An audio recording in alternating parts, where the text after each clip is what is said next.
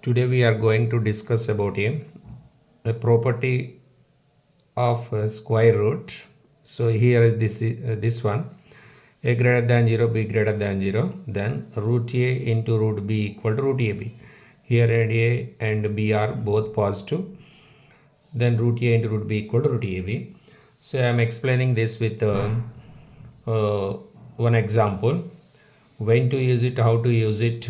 So most of the students are doing some common mistakes while doing the problems. So we need to know the how to use a rule or a property in mathematics. This is the simple example.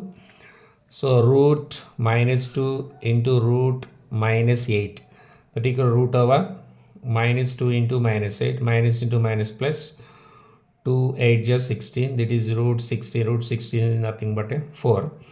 But this is wrong. How it is wrong? Why it is wrong? See here, I am doing it in the another way. The root minus 2 into root minus 8. Here root minus 2 I am writing minus 1 into 2. So if we product these two, we get the minus 2. In the same way, minus 8 I am writing minus 1 into minus 8. Now this I am writing root over minus 1 into root over 2. In the same way, root minus 1 into root 8.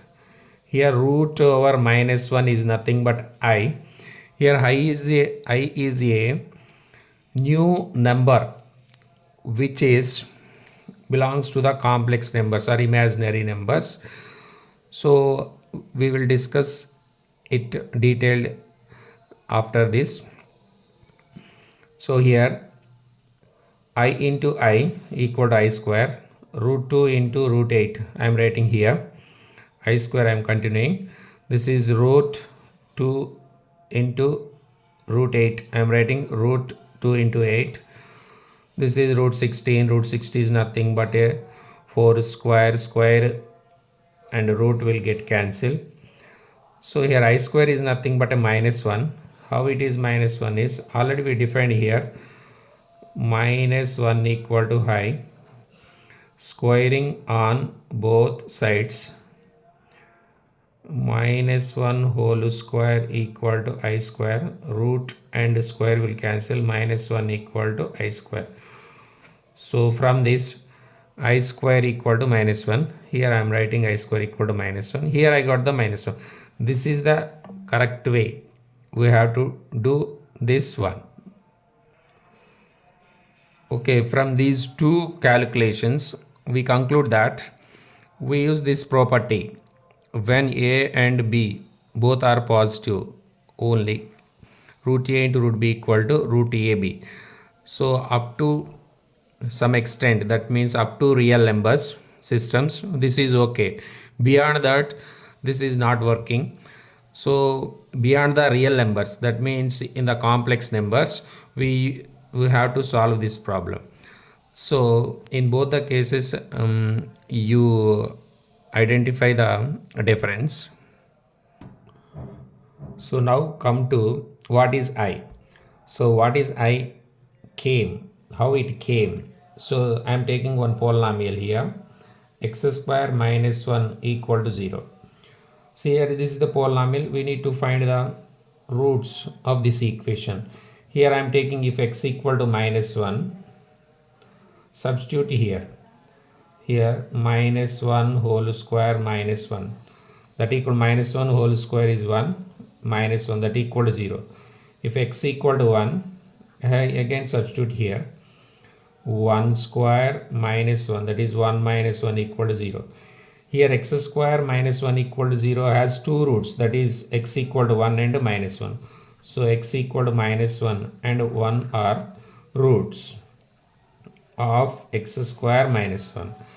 But see this example, x square plus 1 equal to 0. I am taking this one.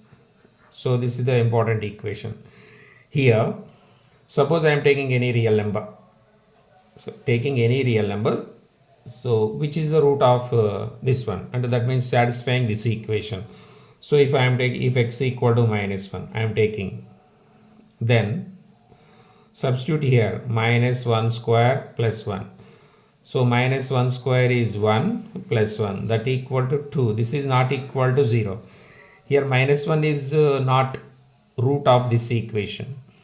So here actually x square should be minus 1. Then only minus 1 plus 1 equal to 0.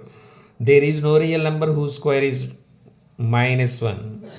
So you need to identify this one. There is no real number whose square is minus 1. So here no real number exists. So we define another number system. From this equation we derive the number system. So here I am writing here x square plus 1 equal to 0. That implies x square equal to minus 1. Then x equal to root over minus 1. This is the solution of this equation. This is the solution of this equation. Here we got the plus or minus, no doubt. So I am taking plus first. X equal to root over minus 1. I am defining this as I. This as I. So therefore x equal to minus I is the solution of this equation. X equal to I is the solution. This is the imaginary number. This is imaginary numbers. Alright. This is as another name, that is the complex numbers. I am defining the complex numbers, generalizing it. So there is another number system which is superior to the real numbers, that is the complex numbers. So this is in the form C equal to A plus IB such that A comma B belongs to R. The complex numbers are in this form. Suppose example 2 plus 3i, minus 2 plus 3i, 1 plus 3i, like this. These are the complex numbers. Here these complex numbers have two parts. The first part, here A is the real part and B is the imaginary part, and here I is also we derived from that equation, I equal root over minus 1. So this is the complex numbers. So up to 10th class we don't discuss about the complex numbers. In intermediate we learn about the complex numbers. Okay, so here are some results how we are doing. Root 25 into root 25 is nothing but 25. Root minus 6 whole square equal to minus 6 into minus 6, that equal to minus into minus plus 36. Minus 2 whole cube equal to minus 2 into minus 2 into minus 2. Minus into minus plus into minus minus. 2 2 ja 4, 4 2 ja 8. So we got the minus 8. Here negative power odd number. So we get the minus. Here root over minus 9. Here I am writing root minus 1 into root 9. Root minus 1 is nothing but I. We know this is the imaginary number. Root 9 is nothing but 3, that is 3i. So here is the cube root of minus 8. That is cube root of minus 8. I am writing minus 2 whole cube. So minus cube, we get the minus 2 cube is 8.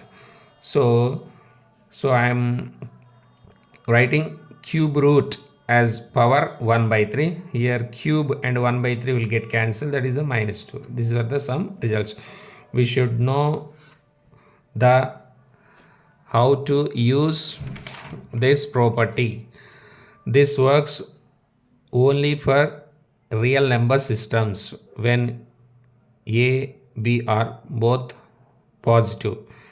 If they are negative, we do like this. Here we use the complex numbers I.